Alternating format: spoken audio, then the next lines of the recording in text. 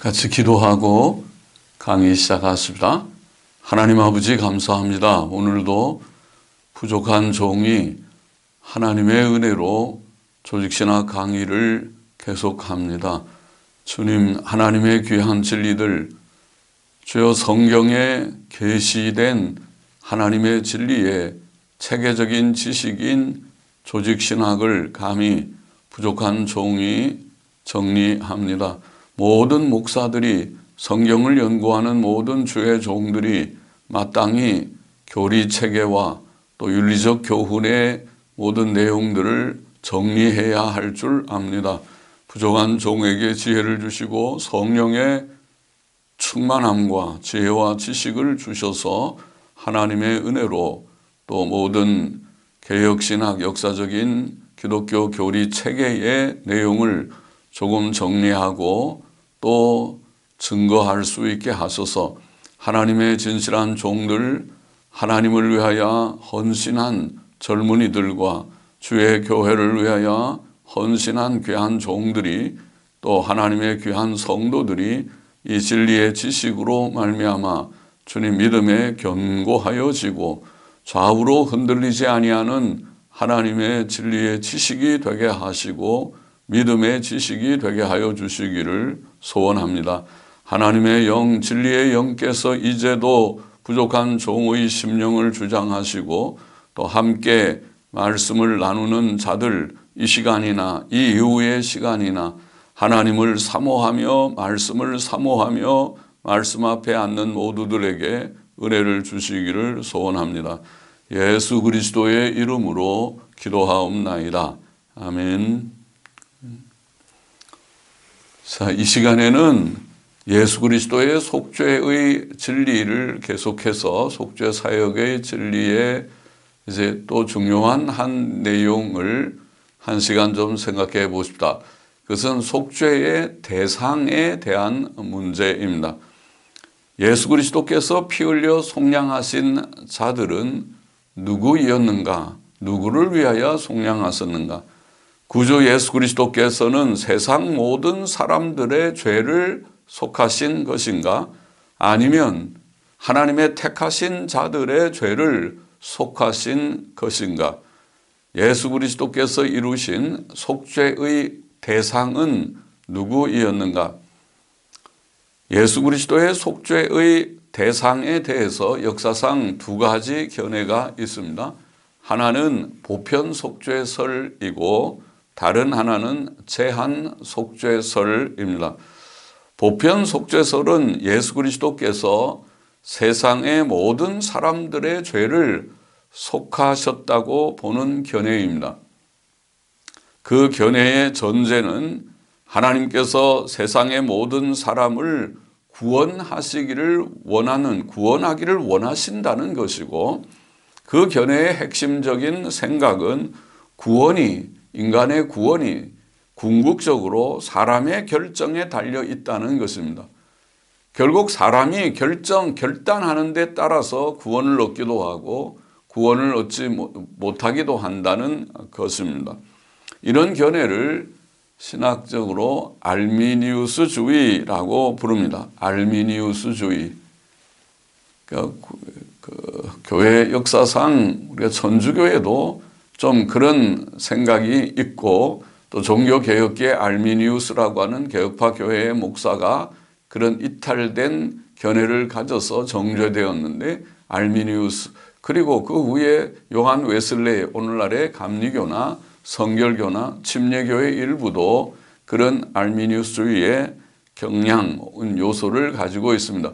웨슬리안 알미니아니즘은 알미니우스주의와 좀 완전히 똑같지는 않지만은 그러나 기본이 비슷한 것입니다. 결국은 구원이 사람의 결단에 의한 것이다라는 점은 공통적입니다. 이와 구별해서 제한 속죄설은 예수 그리스도께서 하나님의 택하신 자들의 죄를 속하셨다는 견해이고, 이것이 개혁신학의 내용이고 또 성경적 그런 교리라고 우리는 믿습니다. 하나님께서 참으로 인류 전체를 구원하기를 원하셨는가? 아니면 인류 중 일부, 즉 그가 영원전에 선택하신 자들만을 구원하기를 원하셨는가? 예수 그리스도께서는 인류 전체를 위해, 즉 인류 전체의 죄책과 죄의 형벌을 담당하시기 위해 돌아가셨는가? 아니면 오직 하나님의 택하신 자들의 죄만을 위해 돌아가셨는가? 자, 이것은 하나님의 구원의 의지를 이해하는 데 매우 중요합니다. 하나님이 무엇을 원하셨는가? 우리가 하나님에 대한 지식으로 반드시 바르게 이해해야 하겠습니다.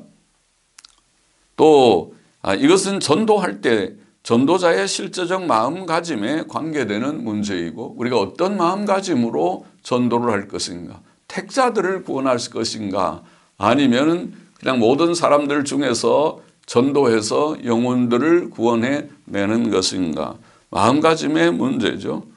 또 구원 얻은 자들의 구원의 보장 문제와도 관계가 되는 문제죠. 이렇게 구원 얻은 자들은 자기의 결단으로 구원을 얻은 것은 또 과정에서 잃어버릴 수도 있다는 그런 결과가 될 것이고, 하나님의 선택에 의해서 구원 얻은 자들은 끝까지 그 구원이 보장된다는 그런 결과를 가질 것입니다. 결과에도 차이가 있습니다. 구원의 보장 문제에. 그러나 그것들보다 더 중요한 문제는 구원이라는 것이, 구원이 단지 사람의 결심에 달려 있는가, 아니면 하나님의 그런 역사인가, 그런 문제죠. 다시 말하면은 하나님께서 실제로 죄인을 구원하시는가, 사실은 그 문제인 것입니다. 사람이 결정해야 구원을 얻는가, 아니면 하나님께서 구원하심으로 사람이 결단하고 회개하고 믿고 구원을 얻는 것인가. 그러니까 구원이 사람에게 달려 있는가, 하나님께 달려 있는가, 사실은 그 문제인 것입니다. 그 중요한 문제죠. 구원이 무엇에 의한 것인가. 자, 제한 속죄의 근거를 좀 우리가 생각해 봅시다. 제한 속죄가 성경적이고 개혁신학의 내용이라고 제가 말씀드렸기 때문에, 그러면 제한 속죄, 예수 그리스도의 속죄는 택자들을 위한 속죄였다라는 교리, 진리에 대한 근거는 무엇입니까?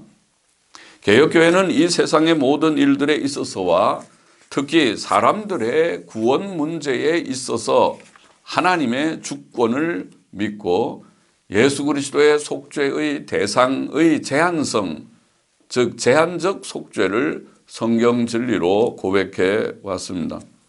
모든 일이 하나님의 주권 안에서 되어진다. 이게 섭리신앙이죠. 주권적 섭리라고 표현하고, 그런데 모든 일 가운데 가장 중요한 사람의 구원의 문제에 있어서도 하나님의 주권 안에서 되어지고, 그래서 예수 그리스도의 속죄는 제한적이다. 그렇게 고백해 왔습니다. 예수 그리스도의 제한적 속죄의 근거는 무엇인가? 예수 그리스도의 제한적 속죄는 다음 세 가지의 요점으로 서술될 수 있습니다. 첫째로, 구원은 하나님께 달려있다. 구원은 하나님께 달려있다. 예수 그리스도의 제한 속죄는 구원이 하나님께 달려있다는 사실에 근거합니다. 성경은 하나님의 주권 진리를 밝히 가르치며 또 구원에 있어서도 그러하여 사람의 구원이 하나님께 달려 있음을 밝히 가르칩니다. 시편 3편 8절에 구원은 여호와께 있사오니, 그렇죠? 구원은 누구에게? 하나님께 있다. 요나 2장 9절에도 구원은 여호와께로 말미암나이다. 그것이 어떤 종류의 구원이든, 병에서의 치료든 또 죽을 지경에서 위기에서의 구원이든, 어떤 종류의 구원이든, 더욱이 우리가 죄와 멸망으로부터의 구원은 말할 것도 없습니다. 구원은 하나님께 있다. 마태복음 19장 24절 이하에 보면은 이런 말씀이 있죠. 다시 너희에게 말하노니 약대가 바늘귀로 들어가는 것이 부자가 하나님의 나라에 들어가는 것보다 쉬우니라. 하신데 제자들이 듣고 심히 놀라가로되 그런즉 누가 구원을 얻을 수 있으리이까. 예수께서 저희를 보시며 가라사대 사람으로는 할 수 없으되 하나님으로서는 다 할 수 있느니라. 그렇게 말씀하셨습니다. 사람으로는 할 수 없으되 하나님으로는 다 할 수 있느니라. 부자가 천국 들어가기가 매우 어렵고 약대가 바늘귀로 들어가는 것보다 더 어렵다고 말씀하신 후에 그러면 누가 구원 얻을 수 있는가? 사람으로는 할 수 없으되 하나님은 다 하실 수 있다. 구원은 하나님께 있다는 것을 주님께서 친히 증거하신 것이죠. 요한복음 6장 44절 나를 보내신 아버지께서 이끌지 아니하면 아무라도 내게 올 수 없으니. 우리가 예수님께 나와서 예수님 믿게 되는 것은 하나님의 이끌리심으로 된다. 하나님이 인도해 주지 아니하시면 구원을 얻을 자가 없다. 로마서 9장 16절 18절은 더 분명하게 이렇게 말합니다. 그런즉 원하는 자로 말미암음도 아니요 다른 박질 않은 자로 말미암음도 아니요 오직 긍휼히 여기시는 하나님으로 말미암음이라. 구원의 문제에 있어서 구원은 내가 원한다고 또 열심을 다해서 다른 박질한다고 되는 것이 아니고 하나님의 긍휼로 된다. 긍휼을 베풀어 주실 때에 원하기도 하고 다른 박질도 하게 되는 것이다. 그런 말씀이죠. 또 18절에는 하나님께서 하고자 하시는 자를 긍휼히 여기시고 하고자 하시는 자를 강팍해 하시느니라. 하나님께 달려있다는 거죠. 어떤 사람은 말씀을 들으면 마음이 유해져서 믿어볼 마음이 생기고 어떤 사람은 말씀을 들어도 바로처럼 강팍한 마음으로 그것을 거절하게 된다는 거예요. 하나님께 달려있다. 그렇게 분명하게 말씀을 합니다. 야고보서 4장 12절도 그는 능히 구하기도 하시고 멸하기도 하시느니라. 하나님은 구주이십니다. 구원하시고자 하시면 하실 수 있고 또 멸하기도 하실 수 있습니다. 자, 그 외에도 마태복음 16장 17절에 주님께서 베드로에게 신앙 고백을 한 베드로에게 바요나 시몬아 내가 복이 있도다. 이를 내게 알게 하니는 주는 그리스도시요 살아계신 하나님의 아들이십니다라는 신앙 고백을 내게 알게 하니는 혈육이 아니요 하늘에 계신 내 아버지시니라. 그러면 시몬 베드로가 그 깨닫고 예수님에 대한 바른 지식 가지고 신앙 고백한 것은 본인 속에서 나온 것도 아니고 사람에게 배운 것도 아니고 하나님 아버지께서 주신 깨달음과 지식이다. 그 말이죠.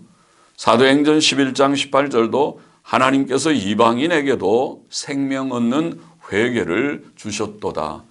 회개도 하나님이 주셔서 얻게 되는 것이다. 회개하게 되는 것이다. 사도행전 16장 14절에 보면 주께서 루디아의 마음을 열어 바울의 말을 청종하게 하신지라. 자주장사 루디아가 바울이 전도하는 말을 가만히 듣고 마음이 열려서 믿어보는 마음이 생긴 것은 하나님께서 그 마음을 열어주셔서 된 것이다. 분명하죠. 신명기 29장 4절에 보면 그러나 깨닫는 마음과 보는 눈과 듣는 귀는 오늘날까지 여호와께서 너희에게 주지 아니하셨느니라. 이스라엘 백성에게 깨닫는 마음, 보는 눈, 듣는 귀를 주지 아니하시면 그들이 깨닫지 못하고 하나님이 주시면 받게 될 것이다. 그럼 구원은 깨달음과 지식과 회개와 믿음 이 모든 것이 하나님의 은혜이다. 그것을 보이는 말씀이죠. 또 사람들의 구원에 대한 하나님의 예정과 선택이 효력이 있다는 사실도 구원이 하나님께 달려있음을 확정합니다. 하나님께서 예정하시고 선택하신 것은 반드시 이루어지는 것입니다. 그래서 구원이 하나님께 있는 것입니다. 예를 들면 요한복음 6장 39절에 보면 하나님의 뜻은 내게 주신 자 중에 내가 하나도 잃어버리지 않고 마지막 날에 다시 살리는 이것이니라. 하나님의 뜻이 하나님께서 예수 그리스도에게 아들에게 주신 자들, 그 택자들이죠. 그들은 하나도 잃어버리지 아니하고 다 구원하여 마지막 날 살리는 것이 그것이 예수님의 사명이다. 그렇게 말씀했습니다. 구주로 세상에 오신 예수님의 사명은 택자들, 하나님께서 주신 자들을 다 구원하는 것이다. 하나님이 선택하시고 주신 자들은 효력이 있습니다. 그들은 다 구원 얻을 것입니다. 또 요한복음 10장 26절에 너희는 너희가 내 양이 아니므로 믿지 아니하는도다 라고 말씀하셨고, 또 사도행전 13장 48절에 보면 이방인들이 듣고 기뻐하여 하나님의 말씀을 찬송하며 영생을 주시기로 작정된 자는 다 믿더라. 그러면 하나님의 예정과 선택이 선행된다. 너희가 내 양이 아니므로 믿지 않는다. 내 양이면 믿는다는 것입니다. 작정된 자는 다 믿는다. 그러면 하나님의 예정과 선택은 효력이 있다. 그것이 그렇다는 말씀이고, 그 말은 구원이 결국 예정하시고 선택하신 하나님께 달려있다. 그것을 보입니다. 자, 이런 모든 말씀들을 볼 때 사람의 구원이 오직 사람 자신의 결심에 달렸다고 생각해서는 안 됩니다. 사람 자신이 회개하고 믿고 하는 결심, 귀하고 필요하지만은 그것이 사람에게서 순전히 있는 것이 아니고, 또 사람의 구원에 있어서 하나님의 능력을 부정하거나 제한해서도 안 됩니다. 구원은 하나님께 있다. 그렇게 고백해야 됩니다. 만일 하나님께서 인류 전체를 구원하시려고 뜻하셨다면 인류 전체를 구원하실 능력이 하나님께 있습니다. 그렇죠? 하나님이 구주이십니까? 전능하신 하나님, 구원의 능력이 있는 하나님이십니까? 성경은 그렇게 가르치고 명백히 가르치고 있습니다. 만일 하나님께서 인류 전체를 구원하시려고 하면 전체를 구원하실 수 있다. 하나님께는 능치 못하시는 일이 없다. 사람의 구원의 일도 그러한 것입니다. 그런데 보편 속죄설은 사람의 구원이 자신의 결심에 달렸다고 주장함으로써 구원에 있어서의 하나님의 절대 주권과 구원의 능력을 부정하는, 하나님께서 구원하시는 능력이 없다고 주장하는 그런 잘못을 범하고 있는 것입니다. 구원이 사람의 결정으로 된다고 생각하는 것은 오류입니다. 하나님께서 은혜를 주시는 것이 선행되지 않으면, 하나님의 은혜가 아니면 사람이 회개하고 믿을 수 없다. 그렇게 하나님의 예정과 선택이 아니면 할 수 없다. 그렇게 고백해야 바르다는 말씀입니다. 알미니안주의자들은, 보편 속죄설을 주장하는 자들은 하나님께서 전능하긴 하시지만 사람의 마음과 의지를 변화시킬 수 없고 변화시키려고도 하지 않으신다고 잘못 생각하고 있는 것입니다. 하나님께서 하실 수 있습니다. 사람의 마음과 의지를 변화시킬 수 있고, 또 택자들을 변화시켜서 강박한 핍박자 사울이라도 변화시켜서 하나님의 종을 삼고, 또 당자 어거스틴도 변화시켜서 성자 어거스틴이 되게 하시는 것입니다. 둘째로 예수 그리스도의 제한 속죄는 하나님의 구원 의지와 그 행위가 제한적이라는 사실에 근거합니다. 하나님의 구원은 제한적이다. 제한적이다. 하나님의 선택하심의 진리와 그 하나님의 선택하심이라는 말 자체가 하나님의 구원의 제한성을 보입니다. 그렇죠? 하나님의 구원이 제한적인가? 예, 제한적입니다. 어떻게? 선택이라는 말이 이것을 보인다. 그 말이죠. 하나님의 구원이 제한적이지 않으시다면 선택이라는 용어 자체가 사용될 필요가 없을 것입니다. 선택이라는 말을 하면 안 될 것입니다. 하나님은 인류 전체와 구별하여 하나님께서 구원하실 자들을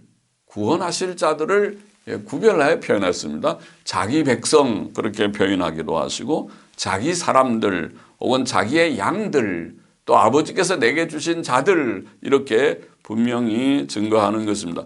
마태복음 1장 21절에 아들을 낳으리니 이름을 예수라 하라. 이는 그가 자기 백성을 저희 죄에서 구원할 자이심이라. 자기 백성. 요한복음 6장 37절에 아버지께서 내게 주시는 자는 다 내게로 올 것이요. 요한복음 17장 9절에도 내가 비옵는 것은 세상을 위함이 아니요 내게 주신 자들을 위함이니이다. 구별되죠. 세상과 구별해서 내게 주신 자들, 제한적인 그런 무리를 가리켰습니다. 요한복음 10장 15절에도 나는 양을 위하여 목숨을 버리노라. 주님께서 피 흘려 속량하시는 것은 양들을 위하여다. 그냥 보편적인 모든 세상을 위한 것이 아니고 양들을 위하여, 양을 위하여. 요한복음 10장 26절에도 너희가 내 양이 아니므로 믿지 아니하는도다. 제한적입니다. 하나님께서 구약 시대에 이스라엘 백성을 이방 민족들과 구별하여 사랑하심도 하나님의 구원의 제한성을 증거하고 있죠. 그렇죠. 구약 시대에는 이스라엘을 하나님이 구별하여 차별하여 사랑하신 것이죠. 그렇죠. 그건 제한적입니다. 호세아 11장 8절이 대표적인 그런 유명한 구절이죠. 에브라임이여 내가 어찌 너를 놓겠느냐. 이스라엘이여 내가 어찌 너를 버리겠느냐. 내가 어찌 너를 아드마같이 놓겠으며 어찌 너를 스보임같이 두겠느냐. 아드마 스보임은 소돔 고모라와 이웃 도시들의 이름이죠. 아드마같이 스보임같이 너를 두겠느냐. 내 마음이 내 속에서 돌아서 나의 긍휼이 온전히 불붙듯 하도다. 이방 나라들과 다릅니다. 소돔 고모라 아드마 스보임과 다릅니다. 이스라엘은 하나님의 특별한 선민이었습니다. 그것을 말하죠. 제한적이다. 하나님의 구원이 제한적이다. 그리스도께서 우리를 위하여 죽으셨다. 우리를 위하여 그런 말씀 많이 나오죠. 그것도 구원의 제한성을 암시합니다.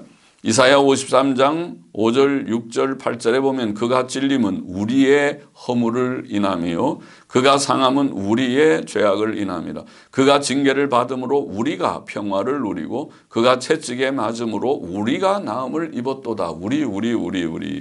우리가 다 양 같아서 그릇 행하여 각기 제 길로 갔거늘 여호와께서는 우리 무리의 죄악을 그에게 담당시키셨도다. 우리 그리고 우리의 죄를 메시아가 담당했다. 그럼 메시아가 담당하시는 그 우리는 무엇이냐? 인류 전체가 아니고 택자들을 제한적인 그런 개념을 가진다고 봐야 한다. 우리라는 말이 구원의 제한성을 보입니다. 그 세대 중에 누가 생각하기를 그가 산자의 땅에서 끊어지면 마땅히 형벌받을 내 백성의 허물을 인함이라 하였으리요. 그 우리가 형벌받을 내 백성이라고 제한적인 우리라는 것을 보입니다. 고린도후서 5장 21절에도 하나님이 죄를 알지도 못하신 자로 우리를 대신하여 죄를 삼으신 것은 우리로 하여금 저희 안에서 하나님의 의가 되게 하려 하십니다. 우리 모든이라고 하지 않고 우리라는 그것은 택자들을 특별히 염두에 둔 말씀이라고 이해됩니다. 갈라디아서 3장 13절도 그리스도께서 우리를 위하여 저주를 받은 바 되사 율법의 저주에서 우리를 속량하시니 여기에 우리는 분명히 제한적입니다. 그리스도께서 우리를 위하여 저주를 받았다. 또한 그리스도께서 많은 사람을 위하여 많은이라는 표현도 성경에 자주 나오죠. 많은 사람을 위하여 죽으셨다는 말씀도 구원의 제한성을 암시합니다. 이사야 53장 11절 12절에 보면 나의 의로운 종이 자기 지식으로 많은 사람을 의롭게 하며 혹은 의롭다 하며 많은 사람을 의롭게 하며 또한 의롭다 하며 또 그들의 죄를 친히 담당하리라. 실상은 그가 많은 사람의 죄를 지며 많은이라는 말이 나오죠. 마태복음 20장 28절에 예수님 말씀에도 자기 목숨을 많은 사람의 대속물로 주려 함이니라. 많은이라고 표현했고 마태복음 26장 28절도 이것은 죄사함을 얻게 하려고 많은 사람을 위하여 흘리는 바 나의 피 곧 언약의 피니라. 주께서 흘리시는 속죄의 피는 많은 사람들, 우리를 위하여 많은 사람들을 위하여 이것은 제한된 택자들을 가르치는 말씀이라고 이해됩니다. 알미니우스주의는 하나님의 사랑이 무한히 크심을 옹호하기 위하여 하나님의 구원 의지의 제한성을 부정합니다. 알미니우스주의자들은 어떻게 선한 하나님, 사랑이 풍성하신 하나님께서 인류의 일부분만 구원하기를 원하시고 그 나머지를 영원한 멸망 가운데 버려두실 수 있겠는가라고 반문합니다. 그러나 알미니우스주의는 주의가 세상 모든 사람들이 구원 얻을 것이라고 믿는 보편 구원을 주장하지 않는 한 보편 구원은 세상 모든 사람들이 구원받는다는 그런 생각인데 보편 구원은 명백히 비성경적이죠. 세상 모든 사람이 구원받지 않지요. 그는 사실일 뿐만 아니라 성경도 그렇게 말하죠. 좁은 길 가는 사람이 더 적고 멸망으로 가는 사람들이 훨씬 많다고 말하죠. 그러니까 보편 구원은 명백히 비성경적이고 알미니스주의도 보편 구원을 주장하지는 않습니다. 그러나 보편 속죄를 말하는 것은 세상 모든 사람들이 구원 얻을 것이라고 믿는 보편 구원을 주장하지 않는 한 알미니우스주의는 하나님의 사랑을 참으로 옹호할 수 없습니다. 왜냐하면 모든 사람을 구원하실 능력을 가진 전능하신 하나님께서 죄로 멸망하는 사람들을 구원하지 않으시고 쳐다보고만 있다고 생각하는 것은 결코 하나님의 사랑을 옹호하는 일이 될 수 없기 때문입니다. 하나님의 사랑, 선하신 하나님, 사랑이 풍성하신 하나님이 어떻게 일부만 선택하시고 구원하느냐. 얼른 들으면 그럴듯하지만은 그러나 그것은 하나님의 사랑의 옹호가 될 수 없다. 하나님이 사랑이 있고 능력이 있으면 다 구원하면 되지. 구원하시지 않는 것은 그럴 의지가 없기 때문이라는 말씀이죠. 그렇잖아요. 사랑도 있고 능력도 있는데 그것을 방관하고 쳐다보고 있는 것이 하나님의 사랑의 옹호입니까? 그건 아니다 그 말이죠. 두려운 사실이지만 하나님께서 인류의 일부분을 영원한 멸망에 버려두셨다는 것은 성경이 증거하는 부정할 수 없는 사실입니다. 또 우리가 실제로 경험하고 있는 바이기도 합니다. 자, 셋째로 예수 그리스도의 제한 속죄의 가장 중요한 근거는 첫 번째는 하나님께서 모든 사람을 구원은 하나님께 달려있다. 구원은 하나님께 달려있다. 첫 번째 그렇게 생각했고 두 번째는 하나님의 구원은 제한적이다. 선택의 진리가 있다. 그렇게 말했고 첫 번째는 하나님의 절대 주권의 진리, 두 번째는 선택의 진리고 셋째로 더 중요한 가장 중요한 것이라고 보입니다. 예수 그리스도의 제한 속죄의 가장 중요한 근거는 속죄의 본질적 성격에 있습니다. 속죄가 무엇입니까? 속죄의 본질적 성격. 속죄라는 것이 무엇입니까? 속죄는 앞에서 우리가 들었죠. 성경적 속죄의 개념, 제사, 속상이라는 expiation, 또 구속이라는 것, 또 유화라는 유화, propitiation, 또 화목 이런 내 성경적인 단어, 네 단어가 속죄의 성경적 개념입니다.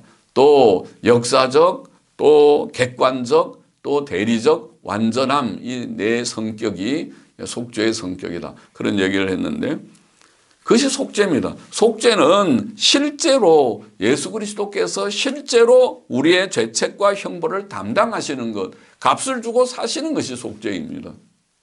그러면 예수 그리스도께서 실제로 우리의 죄값을 지불하고 사셔서 우리가 구원을 얻는 것이라면 그것이 분명히 속죄고 우리가 속죄의 진리에서 고린도후서 5장 21절 하나님이 죄를 알지도 못하신 자로 우리를 대신하여 죄를 삼으신 것은 그렇게 말해야죠. 그게 바로 속죄입니다. 죄를 알지도 못하신 자로 우리를 대신해서 그가 죄의 벌을 받으신 것입니다. 갈라디아 3장 13절에도 그리스도께서 우리를 위하여 저주를 받은 바 되사 대신 형벌을 받으신 거죠. 또 사도행전 20장 28절도 주 하나님께서 자기 피로 사신 교회, 피로 사셨다. 그게 속죄 개념이거든요. 예수 그리스도의 피 공로는 결코 헛될 수 없는 것입니다. 다시 말해서 예수께서 어떤 사람을 위하여 속죄의 피를 흘리셨는데 그 사람이 멸망한다는 것은 있을 수 없는 일이며 불가능한 일이라는 말입니다. 속죄를 했는 속죄가 뭔데? 대신 형벌을 받으시고 죄책을 짊어지신 것이고 값을 주고 사셨는데 그것이 실패한다? 그렇게 그 속죄를 했는데 그가 지옥 간다? 그것이 있을 수 있습니까? 있을 수 없는 일이라는 거예요.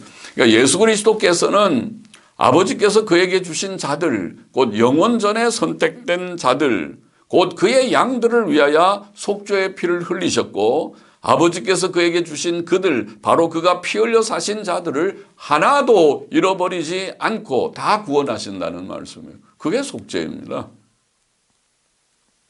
요한복음 6장 39절에 우리가 읽었죠. 나를 보내신 이의 뜻은 내게 주신 자 중에 내가 하나도 잃어버리지 아니하고 마지막 날에 다시 살리는 이것이니라. 하나도 잃어버리지 않는다. 내 아버지의 뜻은 아들을 보고 믿는 자마다 영생을 얻는 이것이니 마지막 날에 내가 이를 다시 살리리라. 하나도 실패치 않는 이것이 속죄입니다. 만일 예수 그리스도께서 세상의 모든 사람들의 죄를 대속하셨다면 멸망받을 죄인이 세상에 한 사람도 남지 않아야 하고 모든 사람이 다 구원받아야 할 것입니다. 죄값을 다 담당하셨는데, 죄값을 지불하셨는데, 죄의 형벌을 받으셨는데, 그런데 멸망하는 사람이 있다는 것은 논리적으로 맞지 않습니다. 그것은 비논리적입니다. 속죄의 본질적 성격상 피값을 주고 사신 자들은 다 구원을 얻어야 하는 것입니다. 보편 속죄설은 논리적으로 그러므로 보편 구원론에 도달해야 하는 것입니다. 그러나 보편 구원론은 아까 말한 대로 성경적 진리가 아니죠. 성경적 진리가 아닙니다. 마태복음 7장 13절 멸망으로 인도하는 문은 크고 그 길이 넓어 그리로 들어가는 자가 많고 주님이 말씀하셨어요. 멸망하는 자가 많습니다. 성경의 진리고 또 우리가 경험적으로도 예수님 안 믿는 사람이 훨씬 많습니다. 주일날 예배당 오는 사람보다 놀러 다니고 스포츠 경기장 가고 영화 보고 그렇게 하는 사람들이 훨씬 많습니다. 누가복음 13장 23절 24절도 구원 얻은 자가 적으니까 제자들이 질문에 대해서 주께서는 들어가기를 구하여도 못하는 자가 많으리라. 구원에 얻는 자는 적고 구원 얻지 못하는 자가 많다는 말씀이죠.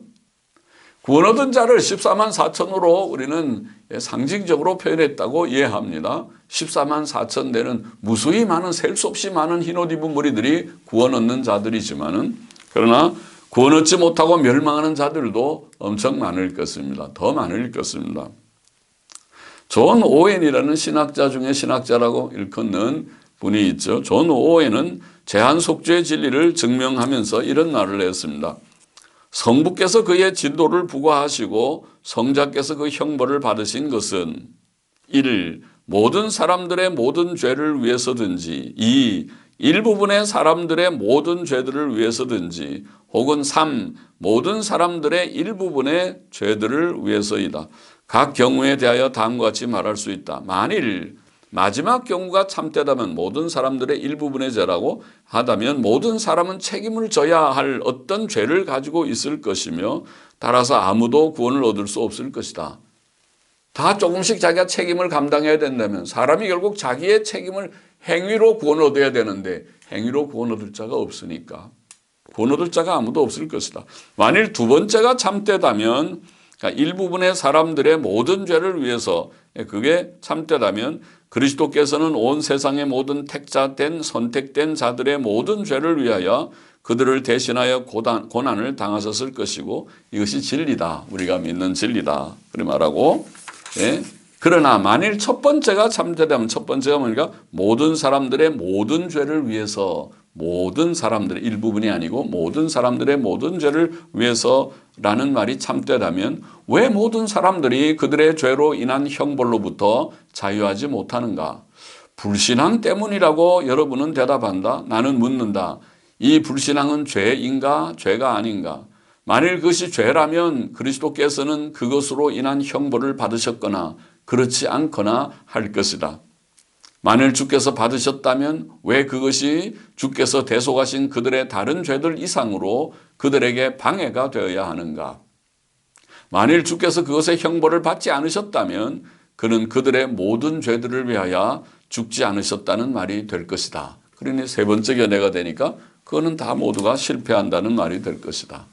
그러니 두 번째 내용만 일부분의 사람을 위한 속죄라고 하는 것만이 바른 진리다. 그렇게 논증을 하기도 했습니다. 방금 우리가 설명한 내용을 간추려서 표현한 말이겠죠. 자, 그만큼 우리가 제한 속죄의 근거를 세 가지 성경적으로 정리해 봤습니다. 구원은 하나님께 달려 있고 하나님의 구원은 제한적이고 그리고 속죄의 본질적 성격상 속죄는 형벌을 대신하는 것이니까 그것은 인류 전체일 수 없고 택자들일 수밖에 없다.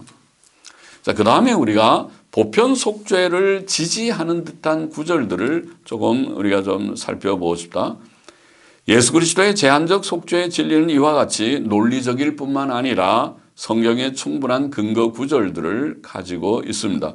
성경의 보편 속죄서를 지지하는 듯한 구절들이 있는 것은 사실입니다. 그러나 그 구절들은 앞에 말한 제한 속죄의 논리적 근거와 또 성경의 근거 구절들에 비추어서 해석되어야 한다고 봅니다. 우리는 성경이 한 하나님의 영의 감동으로 된 책임을 믿습니다. 그것은 성경의 상호간의 모순을 배제합니다. 성경의 통일성을 믿는 것입니다. 하나님께서 어떤 자에게는 이렇게 말하고 다른 자에게는 그와 모순되는 말을 할 수가 없다는 거죠. 그래서 성경 상호간의 모순을 생각하면 안 됩니다. 그러면 보편 속죄서를 지지하는 듯한 구절을 검토해 보십시다. 첫 번째가 에스겔 18장 23절 33장 11절 말씀 보십시다. 나 주 여호와가 말하노라 내가 어찌 악인의 죽는 것을 조금인들 기뻐하랴 그가 돌이켜 그 길에서 떠나서 사는 것을 어찌 기뻐하지 아니하겠느냐. 33장 11절은 주 여호와의 말씀에 나의 삶을 두고 맹세하노니 나는 악인의 죽는 것을 기뻐하지 아니하고 악인이 그 길에서 돌이켜 떠나서 사는 것을 기뻐하노라. 이스라엘 족속아 돌이키고 돌이키라. 너희 악한 길에서 떠나라. 어찌 죽고자 하느냐 하셨다 하라. 이 두 구절 많이 알미니안 주의자들이 잘 그들 고의적으로 인용하는 구절이죠. 이 말씀은 하나님의 심판의 공평함과 의로움을 강조하시면서 하신 말씀이지요. 하나님께서 악인의 멸망을 기뻐하시지 않기 때문에 그들에게 회개를 촉구하셨습니다. 이것은 하나님의 율법에 나타난 하나님의 일반적인 의지입니다. 하나님께서 율법을 주실 때 지켜서 살라 그렇게 주신 것이지 죽으라고 율법을 주십니까? 지켜서 살라고 주시는 일반적 의지입니다. 하나님께서는 공의로우시고 그의 심판은 의롭고 공평합니다. 그러나 모든 사람에게 의롭게 살라고 명하시는 하나님의 일반적 의지가 그가 세상 모든 사람들을 구원하기를 원하신다는 그의 적극적 의지 혹은 특별한 의지를 뜻하는 것은 아니라고 보아야 합니다. 왜냐하면 이제까지 위에서 언급된 진리들, 즉 선택의 진리가 분명하기 때문에 진리에 우리가 세 가지 근거, 구원은 하나님께 달려있고 하나님의 구원이 제한적이고 선택의 진리가 있고 또 속죄의 본질적 성격이 그러하고 이 진리를 우리가 분명히 이해한다면 그러면 우리가 이 말씀을 그와 조화되게 이해해야 할 것입니다. 선택의 진리가 분명하죠. 에베소서 1장 4절 창세전에 그리스도 안에서 우리를 택하셨다 분명하게 말씀하고 있습니다. 요한복음 그 다음에 요한복음 1장 29절 보십시다. 이튿날 요한이 예수께서 자기에게 나아오심을 보고 가로되 보라 세상 죄를 지고 가는 하나님의 어린 양이로다. 자, 이 구절은 예수 그리스도께서 세상 사람들의 모든 죄를 짊어지신 하나님의 어린 양인 것처럼 해석되어서는 안 됩니다.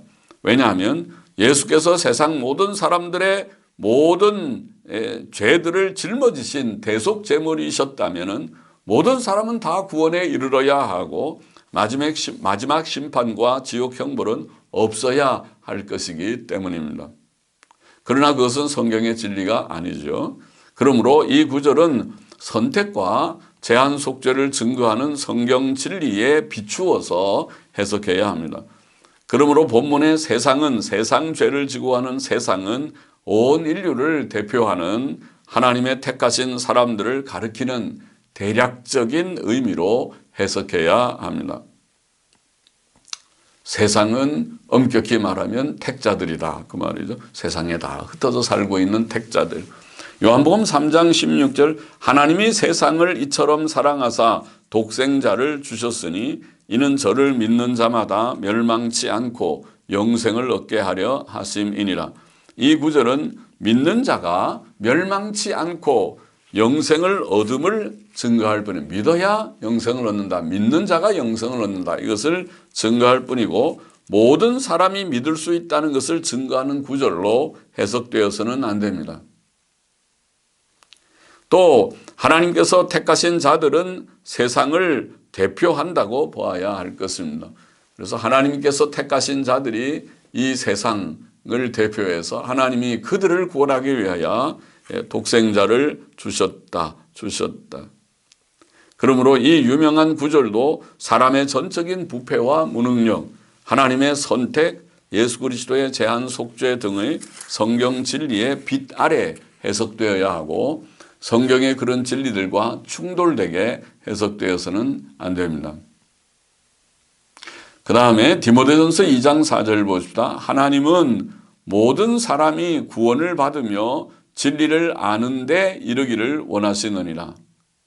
자, 이 구절은 하나님의 보편적 구원 의지를 보이는 구절로 해석되어서는 안 됩니다. 모든 사람이 구원을 받으며 진리를 아는 데 이르기를 원하신다. 얼른 보면 그렇게 보이지만은 그러나 그렇게 해석해서는 안 된다. 왜냐하면 만일 그렇다면 모든 사람이 정말 구원을 얻는 것이 하나님의 의지라면은 그렇다면 이 말씀은 하나님의 구원의 의지의 제한성, 하나님의 구원 의지의 제한성을 보이는 많은 구절들, 즉 선택의 진리를 보이는 구절들과 모순될 것입니다. 그렇죠? 그래서 당장에 모순되죠. 그러니까 그렇게 우리가 해석해서는 안 된다. 우리는 이 구절도 다른 구절들과 조화시켜 해석되어야 한다고 봅니다. 세 가지의 가능한 해석이 있습니다. 이 구절은 에스겔 18장 23절과 비슷하게 율법에 나타난 하나님의 일반적 의지를 나타낼지도 모릅니다. 그런 뜻으로 말씀하신지 모르겠습니다. 그러나 율법에 나타난 하나님의 일반 의지가 곧 그의 적극적 구원 의지와 동일하지 않다. 앞에서 말했죠. 일반 의지가 하나님이 모든 사람을 다 구원하려고 하는 특별한 의지, 적극적 의지다. 그렇게 우리가 동일하게 볼 수는 없다. 실제로 그렇지 않기 때문에. 둘째로 모든 사람이라는 말이 대략적 의미를 가지고 있을지도 모릅니다. 성경에서 특히 디모데 전후서를 보면 모든이 대략적 의미로 사용된 예들이 많습니다. 디모데전서 2장 1절에 보면 모든 사람을 위하여 간구하라 그랬는데 모든이 이 세상 모두는 아니죠. 좀 대략적으로 모두를 위해서 기도하지 우리가 세상 사람들 한 사람 한 사람 빼놓지 않고 다 위해서 기도하는 것은 아니죠. 또 디모데전서 4장 15절에도 너의 진보를 모든 사람에게 나타나게 하라. 그것도 대략적이죠. 제한적이죠. 매우. 우리의 삶을 관찰하는 사람은 딱 제한적인 사람들이죠. 디모데전서 5장 20절에도 범죄한 자들을 모든 사람 앞에 꾸짖으라. 거기에 모든도 역시 그렇고 제한적이고 대략적이고 디모데후서 1장 15절에도 아시아에 있는 모든 사람이 나를 버린 이 일을 내가 아나니 모두가 버렸다. 바울을 버리지 않고 진실이 믿는 사람도 아시아에 많이 있었겠죠. 그러나 바울이 지금 다 버렸다. 그렇게 표현. 우리가 보통 일반적인 표현이죠. 디모데후서 4장 16절도 내가 처음 변명할 때에 나와 함께한 자가 하나도 없고 다 나를 버렸으나. 그것은 우리가 이 모든 다라는 말은 우리가 일반적으로 쓰는 그런 표현이죠. 우리가 예배당에 많은 사람들이 모였다가 다 돌아가고 한 10명 쭉 남았으면 우리는 표현하기를 다 갔네 그런 표현을 합니다. 병에 물이 가득 탔는데 많이 마시고 한 5분의 1, 10분의 1좀 남았으면 누가 이거 다 마셨는가 그렇게 표현하죠. 다라고 표현합니다. 그런 표현입니다. 모든이라는 표현이 이런 대략적 표현으로 얼마든지 사용하고 있다. 또 세 번째, 그렇지 않으면 지금 이게 모든 사람이 구원을 받는다는 뜻이 일반적 하나님의 의지를 가리키든지 하나님의 일반적 의지를 가리키든지 또 대략적 의미이든지 아니면 좀 더 엄격하게 하나님께서 선택하신 모든 사람이라는 제한적 의미를 가질지도 모르겠습니다. 하나님께서는 택한 모든 사람들이 다 구원받기를 원하십니다. 그것이 하나님의 의지인 것은 분명합니다. 디모데전서 2장 6절을 보면은 그가 모든 사람을 위하여 자기를 속전으로 주셨으니 그런 표현도 있죠. 모든 사람을 위하여 자기의 속전으로 주셨다. 이 구절도 보편 속죄를 증거하는 구절로 해석되어서는 안 되는 것은 성경이 제한 속죄를 분명하게 가르치고 있기 때문에 앞에 분명한 여러 구절들이, 그래서 이 구절도 다른 구절들과 조화시켜 이해할 수 있고 이해할 수 있기 때문에 그렇습니다. 저게 모든 사람은 앞에서도 말했지만 대략적 의미나 제한적 의미를 가질 수 있다. 이게 모든이 이방인과 유대인 모두를 가리킬 수도 있고 각계각층의 모든 사람을 가리킬 수도 있고 대략적 의미로 모든 사람이라고 말할 수도 있고 또 특별히 택함 받은 모든 사람들 제한적 의미로 그렇게 가리킬 수 있으니까 그런 우리가 조화시켜서 이해하는 것이 옳다. 그렇지 않으면 성경을 모순되게 만들 것이다. 우리는 성경의 영감성을 믿습니다. 베드로후서 3장 9절의 말씀도 때때로 언급되는데 주의 약속은 어떤 이에 더디다고 생각하는 것 같이 더딘 것이 아니라 오직 너희를 대하여 오래 참으사 아무도 멸망치 않고 다 회개하기에 이르기를 원하시느니라.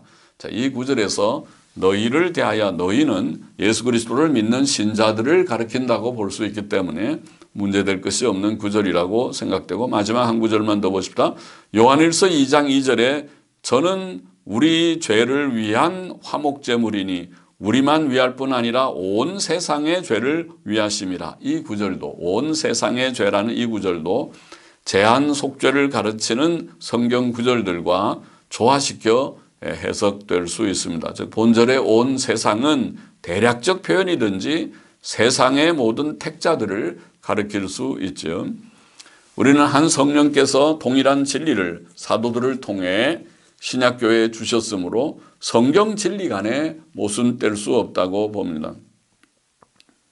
자, 제한속죄를 우리가 마치면서 마지막으로 제한속죄의 진리는 어떤 이들이 오해하듯이 전도의 필요성을 약화시키지 않습니다. 하나님의 구원의 방법은 선택과 속죄와 속죄뿐 아니라 전도를 통해 예수 그리스도를 믿는 것이 그걸 다 포함하는 것입니다. 선택과 속죄와 전도를 다 포함하는 것이죠. 그러므로 전도는 죄인을 구원하는 필수 과정이고 하나님의 죄인 구원의 방법입니다. 전도를 부정하는 것이 아닙니다. 약화시키는 것 결코 아닙니다. 그러므로 우리는 하나님의 선택과 그리스도의 제한적 속죄를 믿는 동시에 복음을 전해야 하고 또 우리가 예수 그리스도의 제한적 속죄를 믿기 때문에 우리는 전도할 때 오히려 더욱 담대히 낙심치 말고 전한다고 금방 모두들이 다 믿지 않는 것 같아도 택자들은 믿을 것을 믿고 낙심치 말고 전해야 되는 것입니다. 자, 이와 같이 예수 그리스도의 제한적 속죄의 진리는 성경에 풍성한 근거가 있고 또 논리적이다. 그렇게 우리가 요약해서 말할 수 있습니다. 오늘은 예수 그리스도의 제한적 속죄, 제한 속죄에 관한 진리를 우리가 좀 정리해 보았습니다.